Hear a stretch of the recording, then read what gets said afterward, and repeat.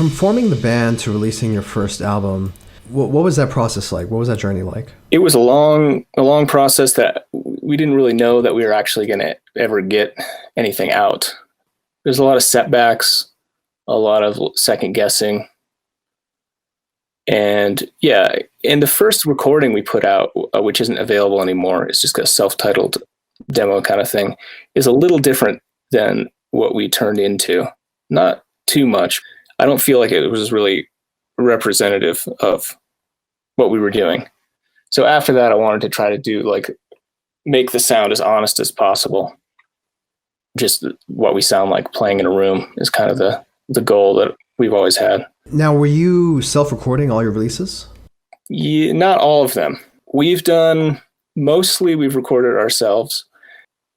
2 albums, In Conjuration and Cerament, we recorded drums at a place called Studio Wormwood in Connecticut with our friend Dave Kaminsky, who also was our second guitar player live.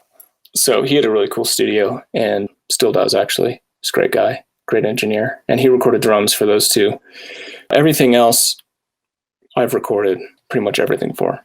You have your own setup? Yeah, I have a studio in quotation marks, but it's really just like a little mobile rig. Like for recording drums for Rites of the Nameless, we did all the drums in our rehearsal space. So not like a nice room or anything, just all close mic'd stuff.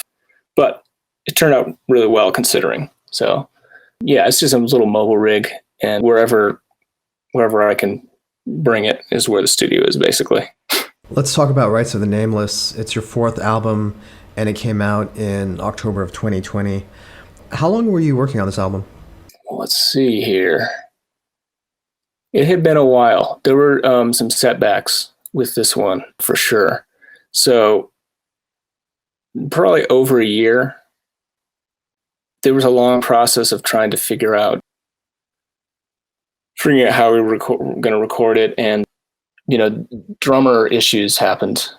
This is the first record that doesn't have Ardroth playing drums on it, and he decided to bow out in the middle of the recording. So there's a lot of kind of chaos around it.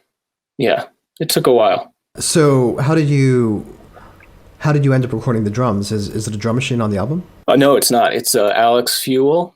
He's an amazing drummer and local Boston guy who's in a handful of really good bands. Most of the bands he's in a black thrash kind of band called Black Mass, and he's in some death metal bands as well. I don't think he's played in any black metal bands really, but he's a good friend, and I knew he was a really good drummer. So basically a month before I moved away from Massachusetts, he learned all the stuff. I sent him all the program drums that I did, and he learned it all. And we got together, just the 2 of us, sat in a room and banged out the drum tracks in a couple days. And then I moved to New Mexico and finished the record here by myself. So, yeah. When did you do the recording? Was it in 2020? No, let's see. So the drums would have been tracked at the tail end of 2019. Yeah. Before the world went crazy, basically. Exactly. And the guitar, a lot of the guitars, all the solos and all the vocals and the lyrics and stuff I did just kind of in quarantine world in New Mexico. In terms of the songs, how would you compare Rites of the Nameless to your previous albums? I think they're a little more honed in.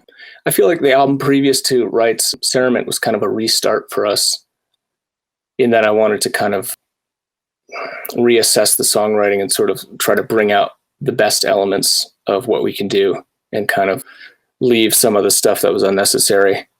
The album previous to that, In Conjuration, which is, I'm really proud of. I think it's a little much sometimes. So Cerament kind of stripped everything away, and then Rites is sort of like building it back up to kind of our ideal of what we should sound like. So yeah, I think the songs are a little more mature structure-wise, and it's a little more subtle.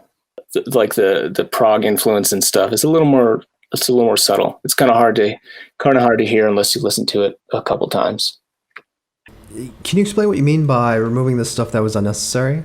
What specifically about the previous albums did you find too much? Well, I think it's easy for a band to kind of go overboard with trying to like play their instruments more than necessary. I always say, just because you can doesn't mean you should. And I've definitely been guilty of like playing things because I like playing them and not because I like listening to them. And over the years, I think part of growing as a songwriter has been being able to pinpoint that and say, okay, what sounds good, not what is going to be impressive or what I like to play technically. Yeah, so I think that's a big part of growing as a songwriter, and that's basically the kinds of stuff that I try to weed out with the newer stuff. Is like, all right, is this necessary, or are we trying to, show off, basically?